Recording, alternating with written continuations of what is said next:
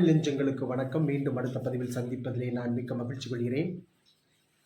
இந்த வீடியோ பதிவில் நம்ம என்ன பார்க்க போகிறோம் அப்படின்னா, 16 விதமான பழக்க வழக்கங்கள் நம்மை இந்த உலகத்தில் ஏழையாக மாற்றி விடுகிறது. அது என்ன வகையான பழக்க வழக்கங்கள்லாம் இப்படி நம்மை ஏழையாக மாற்றுகிறது அப்படிங்கிறத அந்த வீடியோ பதிவில் தெளிவாக பார்க்க போகிறோம்.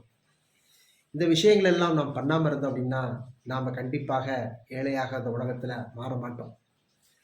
என்ன அப்படின்னா, புகைப்பிடிக்கும் பழக்கம் உள்ளவர்கள், குடிப்பழக்கம் உள்ளவர்கள் வீட்டை விட்டு வெளியே செல்லும் போது வீட்டில் இருக்கிற குடி தண்ணீரை குடிப்பதற்காக கொண்டு போகாமல் கடையில் போய் குடிநீர் பாட்டில்களை வாங்கி குடிப்பவர்கள், ஓடிடி சந்தா செலுத்துபவர்கள். இந்த ஓடிடி சந்தா செலுத்துகிறோம் அப்படிங்கிறதுக்காகவே நிறைய பேர் அடிக்கடி என்ன செய்கிறாங்க அப்படின்னா, திரைப்படங்களை பார்த்து நேரத்தையும் காலத்தையும் வீணடித்து கொண்டிருக்கிறார்கள். அடுத்து மிடில் கிளாஸ் ஃபேமிலியாக இருப்பாங்க. ஆனால் அப்பப்போ புதிய புதிய மாடல் ஃபோன்கள்லாம் என்ன செய்வாங்க, மாற்றிக்கொண்டே இருப்பாங்க. குறிப்பாக ஐஃபோன் என்ன செய்வாங்க, விலை உயர்ந்த ஐஃபோனாக இருந்தாலும் அதை வாங்கி பயன்படுத்தணும்னு நினைக்கக்கூடியவங்க, ஆபாசத்திற்காக செலவு செய்வர்கள், லாட்ரி சீட்டு வாங்குவர்கள், அப்புறம் வெளியில் எப்பெல்லாம் போகிறோமோ அப்பெல்லாம் விலை உயர்ந்த காஃபியோ இல்லை டீயோ குடித்து கொண்டே இருப்பவர்கள், சூதாட்டம் ஆடுபவர்கள், மற்றவர்கள்ட்டேருந்து கடன் வாங்கியிருப்பாங்க.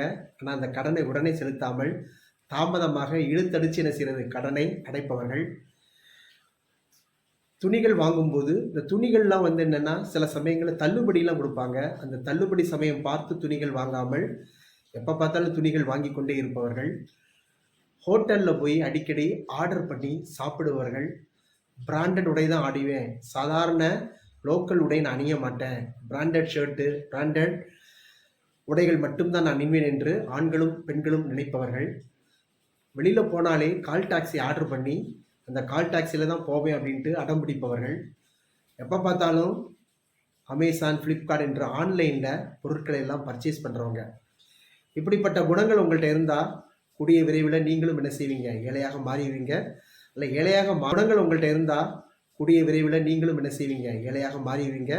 இல்லை ஏழையாக மாறாமல் இருக்கணும் அப்படின்னா இப்போ நான் சொன்ன விஷயங்கள் எல்லாம் நீங்கள் விட்டுட்டு நீங்கள் நல்ல விஷயங்களை மட்டும் நீங்கள் செய்யுங்க.